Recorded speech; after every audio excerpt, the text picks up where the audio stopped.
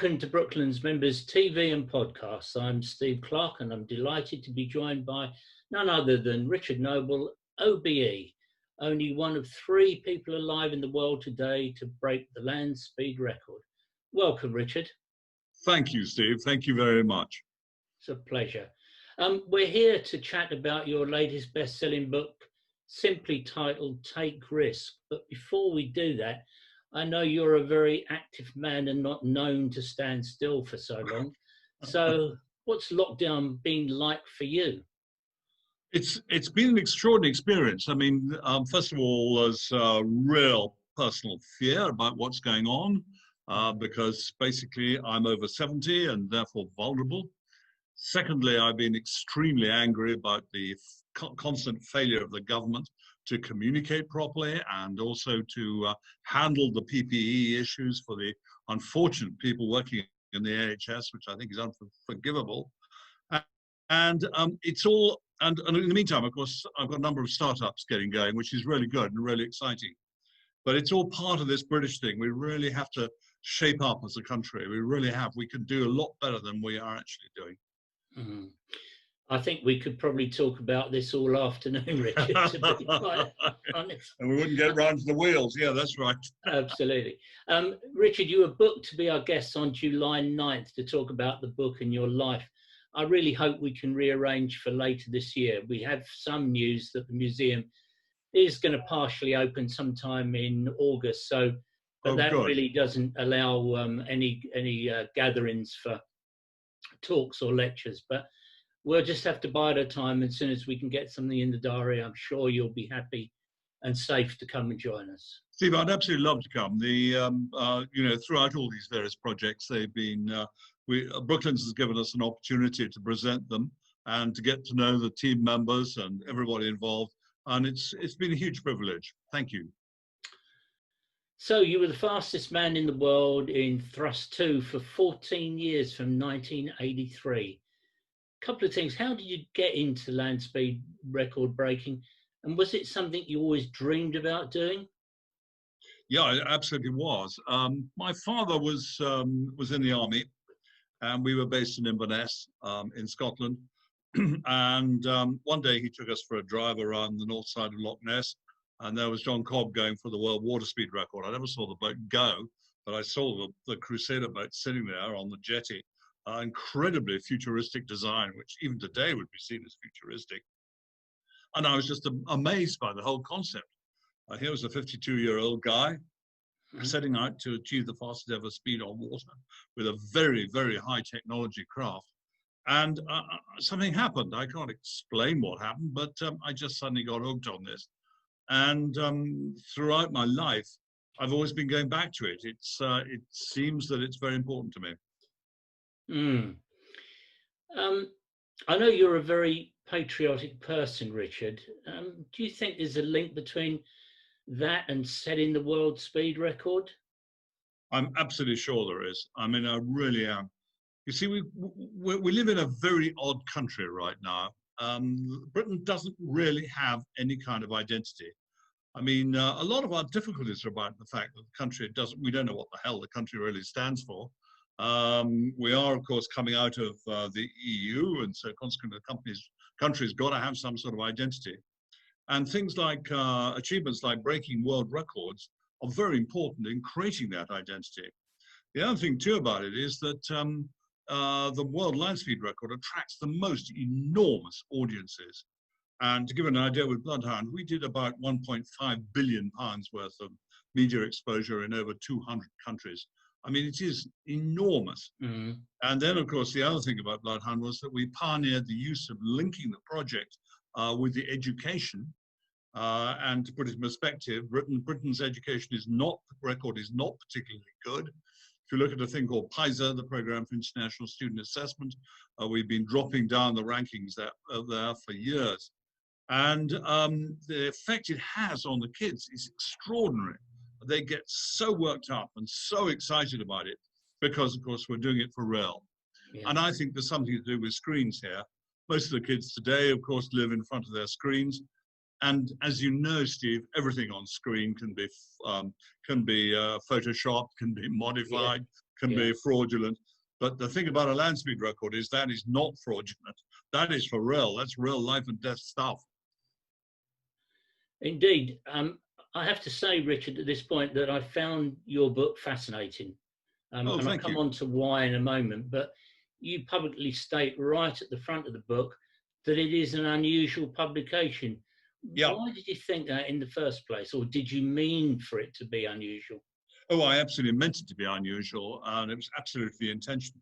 Of course, you know, when you're when you've got a sort of a series of programs developing land speed record projects, you've got to buy and read every single book you can get your hands on, because in each book there's a little snippet of value there somewhere that you can employ in the major projects and help it through to success. And so I'd like to think that I've got them all. And they're all the same sort of thing. It's the story of the hero, basically how he or she drove the vehicle and how they got the record. And I found that intensely boring, because there's another side to all this. And the other side is the enormous fight that's needed to drive a project like this through. And you've got to start with, well, we start with virtually nothing. And you've got to fight it through, and you must not ever give up. You've just got to keep going, keep the pressure up, fight all the battles, keep the humor going, and somehow work your way through to success. The idea of the book is simply that it's a way of thanking all those amazing people who stepped out of line, who took personal risk by investing their company's budgets into our projects, and helping us get this thing through. It's a way of saying thank you. The other thing is that we have a terrible problem in Britain, is that we are totally and absolutely risk averse. We are obviously headed for some sort of recession now, and the whole country has got to change, and it's got to start making money, seriously making money. And to do that, you have to take risk. You have to be number one. You can't be a country that follows. The Americans define Britain as the country that follows. Nothing new comes out of Britain, they say. Well, it's time for change. I guess that's an epidemic that's been rattling through Great Britain for a good many years, Richard, and it's not only in industry, it's other parts of the society that risk has just been taken away. Absolutely. And of course, then the fundamental problem is that if you're not going to take any risk, you're not going to generate anything new. So, for instance, the classic example of this is a land speed record project, where you have to take considerable risk. You have to innovate. You have to try all sorts of new technologies and take risk on them, because otherwise you'll just end up producing a vanilla vehicle and it won't get a record. It's really as simple as that. It may look nice, but it's not going to do the job. That's correct, Steve. Absolutely. Richard, one standout thing for me in the book is your inbuilt ability to bounce back after so many failures. And I don't mean that in a negative way, but you did experience a lot of failures, whether it be on land, air, or on the water. How have you managed to keep coming back? Well, there is a wonderful thing out there, which is that basically, as long as the sponsorship arrangements work, you can do these projects. That's the first thing. You can't go to the city and raise money for a land speed record project, because basically they're totally and absolutely risk averse, and nothing good will come of that. So therefore, the only way in which you can make these projects work is via sponsorship, where you produce humongous levels of publicity for your sponsors. They get very pleased with that, and they pay the bills, and we spend the money on the car or the airplane or the boat or whatever we're actually doing. That's the simple system that works so well and gives us great advantage. And of course, you know, you are innovating, and some of these things will work, and with some the timing is wrong. So, for instance, in the book, we do refer to the Farnborough Aircraft Company, which is the little high-performance air taxi, which I think has got an absolutely fantastic future.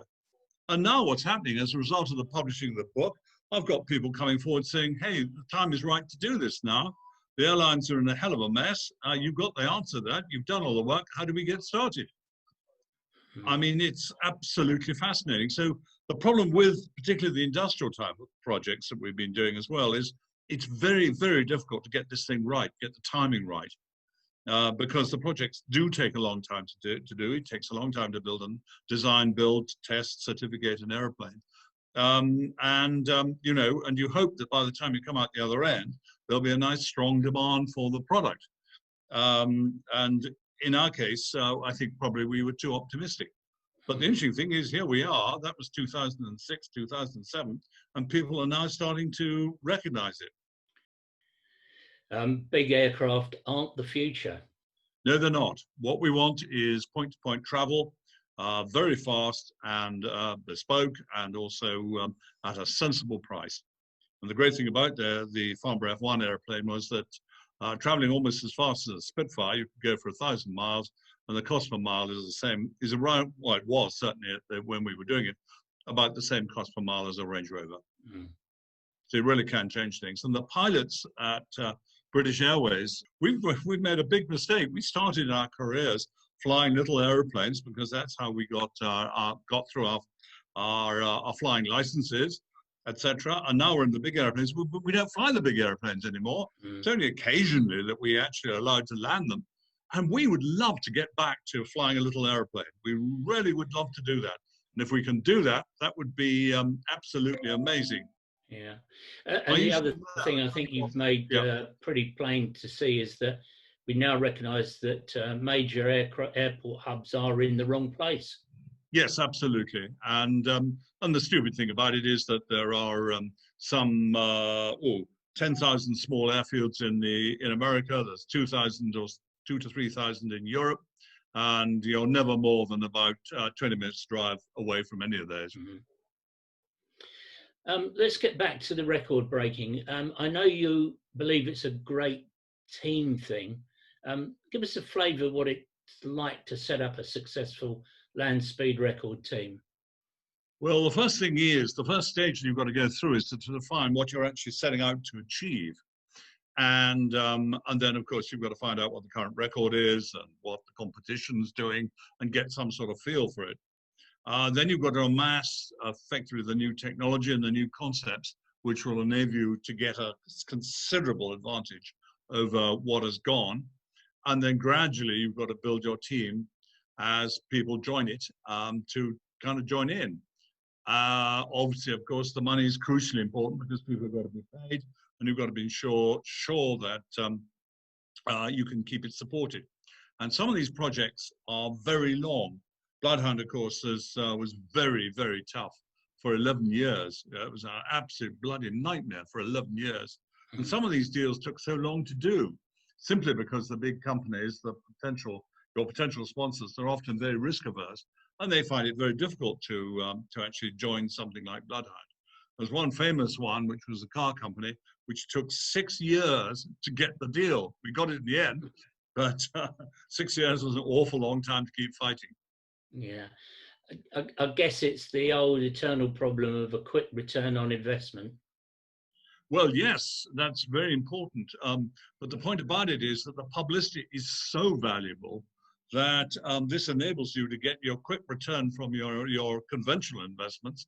And the project, once it's successful, its publicity will go on for, 20 years, easy. And so, you know, even today, huge numbers of people go to the Coventry Museum to see Thrust2 and ThrustSSC. It's still delivering for its sponsors, even though many of the sponsors are long gone. So yeah, we've outlasted them. Very personal question, Richard. When you broke the land speed record, was the achievement as good as you thought it would be? Well, we didn't do it for achievement, Steve. That's the important thing. Well, certainly I didn't do it for achievement. I mean, obviously we set out to break the world land speed record and to take it. But the most boring thing on God's earth is actually holding it. It's really very sad, because as soon as you've actually done it, the whole project is over. It's really as simple as that. Everybody's got to go home and find another job. And the whole sort of teamwork, the terrific teamwork ethic, etc., that all is lost. But I try to keep everybody going, and we all meet up from time to time. So really, it turns into one big family. Yes, it does, but you see, it's different. The interesting thing about this was I used to teach management for the American Management Association, which was a sort of a large American blue chip organization teaching management skills. I reckon it was a load of rubbish, and all they were doing was producing large, very large hierarchies. And they also, the American Management Association also had a very good library, so I went and got hold of as many books as I could. And I started reading the books of Abraham Maslow, and I suddenly realized this was the genius who could help us. So we run flat organizations. That means that when people join the organization, they get their responsibilities, and they also get the authority that goes with it. This is most unusual. So in theory, of course, they could quite easily take a decision and wreck the entire project, but they don't, because everybody's got to communicate heavily between each other. And what happens is that for the first time, probably in most people's lives, they're actually being trusted. And they love this kind of relationship. Maslow defined it eventually as being in his hierarchy of needs, the famous pyramid, right at the top, which is self-actualization, which is finding out who you are and what you really could do given the chance. So we have to give them the chance. And this is absolutely amazing. The ideas, the innovations, the concepts, it's absolutely terrific. And the motivation is just unbelievable. And for instance, during the ThrustSSC project, I had to stop it on Sundays because people were just working all day and all night, and they were going to be very seriously ill soon. So we had an enforced day off on Sundays. Otherwise, we were just at it, sort of 12, 13 hours a day, all of us. So you did instill a great sense of achievement for everyone, no matter what they did. Yes, that's absolutely it. And the whole idea is that the project is actually the property of the team. Now, the difficulty is, of course, is team members come and team members go. So it's really the property of the team that finally achieves the objective. And this is absolutely extraordinary. So, for instance, you may know that there is a big movie being put together now around the ThrustSSC supersonic record. And that movie is owned by the ThrustSSC team members. While we're on the subject of Bloodhound, the latest land speed record project, it looks, unfortunately, it's fallen on hard times. Do you think it'll ever be able to achieve its goals? Oh, God, I hope so. I mean, I really, really hope so. I mean, I put 55,000 man hours of my life into that over 11 years. So in other words, you're doing about 5,000 hours per annum. So you're working twice as many hours as a normal human being just to drive the damn thing through. We got huge success with the education. We were moving 129,000 kids a year. They were studying it. So this was a huge breakthrough in educational practice, way outside anything that the government was doing. And we finally got ourselves to a position where we could do it. Yeah. And basically, we got this fantastic sponsorship from the Geely car company in China. I was just so impressed with these guys, and my friend Li Shufu, who decided he was going to back it. And then, of course, we were let down by the government. Government gave us an offer, which was given to us by Joe Johnson. So that's Boris Johnson's brother, who was then Minister for Transport. Yeah. And there it is. We've all got the letter there. And as soon as I got that letter, I roared with laughter because we could meet every single one of their requirements immediately. So we then had a meeting with the BEIS, B-E-I-S people. And basically, it was a very odd meeting because normally when there's a great success, both sides get very excited because, the bar has been set very, very high and the team has achieved it. And, everybody gets very excited because they can see the future. But this didn't happen. And we all came away from this meeting saying there's something very odd going on here. But, are they actually going to pay up? And it became quite clear that they weren't going to pay up. They weren't going to have any further meetings. And that was their way of getting out of it. So all you can deduce from this is that we were set up with something. They wanted us out of the way. They set the bar very high. The team achieved it, and they didn't know what the hell to do. What to do with it. And then it took a further 18 months before the Secretary of State understood what had happened and reversed the entire process, so enabling us to claim. But unfortunately, of course, Britain was deep into the Brexit problems. There was no spare cash for anybody and anything at that time, and we couldn't get any further. So I had to put it into administration in order to protect the team, keep the car and its parts together, in the hope that somebody would come forward and able to take it through to the next stage.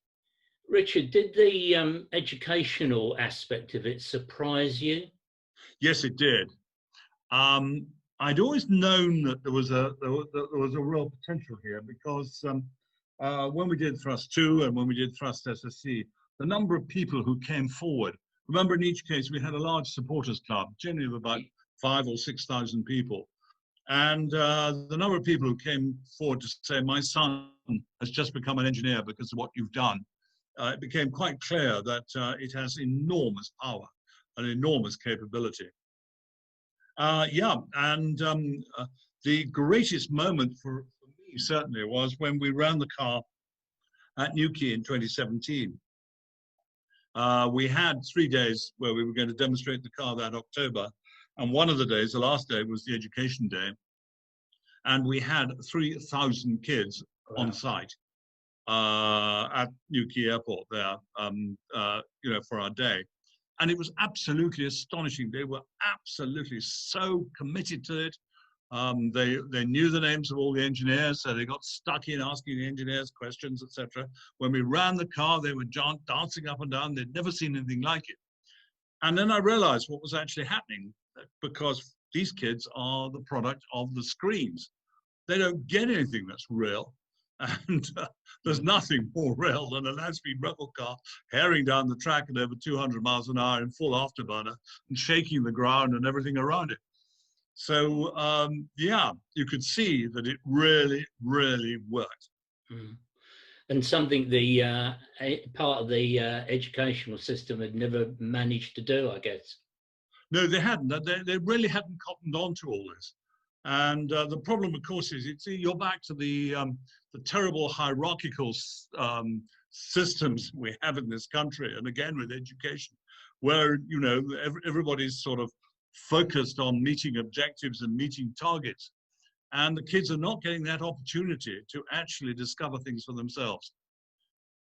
And this is what these projects are about. I think that could be another discussion in its own right, Richard. We can go on all night, Steve. Given the present circumstances, you rightly said we're rattling towards a recession and actual Brexit. Do you think there's still an appetite to break the land speed record? I would hope so. I really do. The thing about this is that it is about giving the country an identity. I mean, this is what Donald Campbell did way back in the 50s and the 60s. I mean, he did very, very well with his water speed record and his land speed record, and both in 1 year, which was an extraordinary achievement. I think these things are incredibly important. And, you look at, for instance, Britain's sort of history, when immediately after World War II, basically the Americans ran away with all the technology for the nuclear bomb. So Britain went out and did its own nuclear bomb, and so suddenly we were at the main table again. And that was a huge achievement. I mean, nobody likes nuclear bombs, but I mean, in terms of achievement, it was astonishing. And then, of course, Concorde. Now, I've been very lucky because I hold the record for the fastest triple crossing of the Atlantic. That's just sitting in a seat in Concorde at an average speed of about 900 miles an hour. But what an incredible product. And there's been nothing like it since. And if you look at Boeing and you look at Airbus, you find there's no new innovation coming. They don't know where they're going. It's fascinating. So this country's really got to pick up the mantle now and get going. Yeah, I mean, they're also in a case of just about stopping production of a lot of these aircraft, so with nothing new on the table. Just while we're on the subject of the record, there's still the electric record to be broken. It's waiting there. Would you have a go at that? No, not really interested, because basically we're talking about a record of, I suppose at best, something of the order of about 400, or I don't know what the electric record actually is, 400 or so miles an hour. There's a big question as to whether the electric car is the solution to our problems. I'm working on a program which is diametrically opposed to electric cars, and we're beginning to realize that there just isn't the resource, there isn't the infrastructure to support 30 million electric cars. So it ain't going to happen. It'll be around for the lucky and wealthy few, but we need something else. And we have actually got something else, which is going to be very interesting. Right. Is that a So is that something you can talk about, or is that no, it doesn't belong to me, and okay? you know, I'm very fortunate to be invited to join the team. The interesting thing about this is, though, that with the electric record is that we looked at this at one stage when we just completed Diesel Max, and Ron and I sat down and we talked about it and said, well, you know, would it be possible to build another Diesel Max, but this time powered by an electric motor? And when Ron looked at the battery technology and the battery weight, we then realized the car would be so heavy that it simply would never get the performance. Of course, batteries are changing fast, technology is moving on fast, and it may be possible to do that now, but really it's not very fast. And the ultimate world land speed record has got to be the one to follow. Absolutely. I'm glad you mentioned Ron Ayres there. He was our guest, I think, about a year ago. Oh, good. And I have to say, what a fascinating evening, and what a gentleman that man is. We could never have done any of this without Ron. I mean, the interesting thing about this was that it was Ron who held the whole project together, because if you can imagine, there we are, building a car to break the sound barrier. Everybody's against us everywhere. You've got, you know, all the scientists saying this is an expensive way to kill somebody, can't be done, won't happen. And Ron was the solid man in the team who was simply saying, yeah, it's going to be all right, just keep going. And Ron is one of those very, very few people who can take an intensely complex situation and describe it very, very simply. I mean, so frankly, without Ron, we certainly couldn't have broken the sound barrier, and without Ron, we certainly couldn't have done Bloodhound. Fantastic man. I said at the beginning how much I enjoyed the book, but there are two standout chapters for me, Richard, and they're the final two. Chapter 11, you praise the work of the early designers and engineers, especially Reed Ralton. Yeah. And, you know, what he created with very little technology at his disposal, and yet the man was a genius. Reed Ralton was an absolute genius, and of course, when the big book came out, I was very privileged to get a copy of that, and I just read it from end to end, almost continuously. The extraordinary thing about this amazing man was that his breadth of engineering experience was so great. I mean, not only cars, Brooklands, but also airplanes, airplane engines, ships. It was absolutely incredible. So he could bring this huge breadth of experience together and focus it into, in this case, a water speed record boat. And it was just really bad luck that things didn't quite work out for Crusader and John Cobb, and it had a structural failure, which killed Cobb, which was a real shame. Your final chapter, entitled "What We've Learned," I think gave me a true insight to the real Richard Noble. Help. There's some pretty meaningful, I mean, we won't go into detail because we want people to read the book, but that final chapter, I have to say, I read it a couple of times or more just to absorb what we were trying to say. Was that intentional, or did that just come through a closure of the book? Well, obviously, we got to summarize the book. You couldn't just leave it in midair, particularly after Bloodhound. And I felt it was very, very important to get the message across, because really the team members in our teams have been in a unique position in our country. Most people work in hierarchical organizations and they do what they're told. We don't work that way, and consequently we have to be very efficient and very fast, and we have to outmarket and outwork everybody. So we always have big problems with our sponsors because we do things quickly and efficiently and we get good results, whereas they're sort of generally struggling around. It is very interesting that we've had quite a lot of work, we've had quite a lot of support from the military, particularly from the Royal Air Force, Yeah. and also, of course, from the Army, where we worked extensively on Bloodhound. And the Royal Air Force, of course, made our tail for Bloodhound, which was terrific. Now, at one stage, and I can't remember the date of this, sadly, but I found myself in the MOD's main office in Whitehall, lecturing on how we work to very, very senior RAF personnel, because obviously they were struggling with their budgets.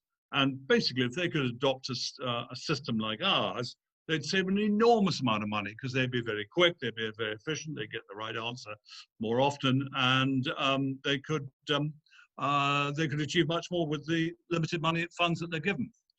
And this seems to have worked, apparently seems to have worked through the system.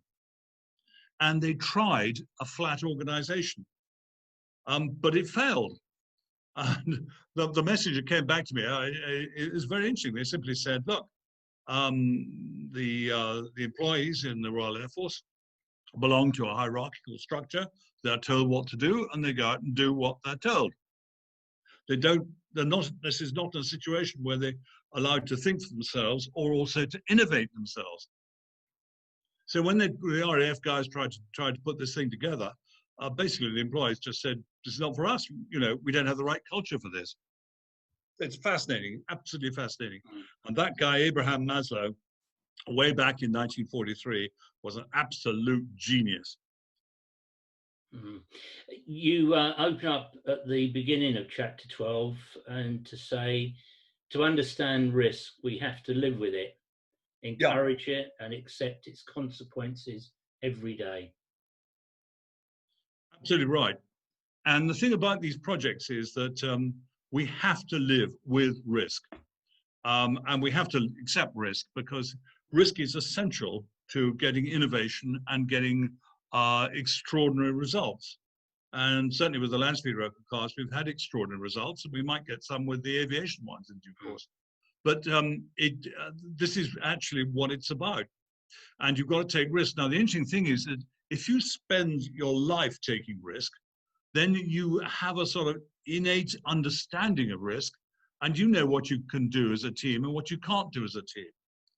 So the number of times, you know, I've been presenting to main boards and so on, and you say, well, this is what you guys can do, da-da-da, you can't, and they look at you blankly and say, we couldn't do that. And why? Well, because they've never taken a risk in their lives, and they can't, therefore, quantify the risk, and they haven't got the confidence behind to drive it forward. So you have to live with it. And the fascinating thing about the record attempts, which are of course about innovation, you're piling risk upon risk upon risk upon risk. For instance, with ThrustSSC, there you are, you're going to build a car that's going to break the sound barrier. You're going to use 2 Rolls-Royce Spey engines. You're going to have 100,000 horsepower there. Nobody's ever done a car like that. And Glenn Barshow, who helped us with designing the running gear on this, decided that it was going to be rear-wheel steered. Nobody ever built a rear-wheel steer car. And then it had active ride, so the active ride varied the instance of the car according to the Mach number. I mean, this thing was just absolutely fantastic. And we were piling risk upon risk upon risk. But because we knew what we were doing, and because we got people like Andy and Ron, you know, who are quite happy with what was going on because they had evaluated it for themselves, basically the project succeeded. But if we started off today and said we're going to build a land speed record car with 100,000 horsepower, twin jet engines, an active ride, and rear wheel steer, people would laugh at us. Yeah, yeah. And again, the thing about Bloodhound, I mean, Bloodhound is brilliant. Bloodhound is absolutely brilliant. And I just wish that, you know, the government could understand the huge potential of this thing. And stepped up to the plate. Stepped up to it, yeah. Yeah. Richard, one final question from me. If you'd not caught the bug for speed, what do you think you'd have finished up doing or being? I have no idea. I don't think it would be selling paint or scaffolding. But I love a challenge. And it is, the whole thing is, of course, about humor and people. Yeah. It's about putting these deals together, making it an enjoyable experience for everybody, and somehow getting the thing through to success at the end. Fantastic. Richard, thank you for your time today. And we look forward to welcoming you back to Brooklands once again. Good luck with the book and good luck with whatever comes out of that book. We wish you well. Thank you. Thank you so much, Steve. And thank you so much for taking the trouble, reading it all and really understanding it. I really appreciate that. Thank you. It's been a pleasure.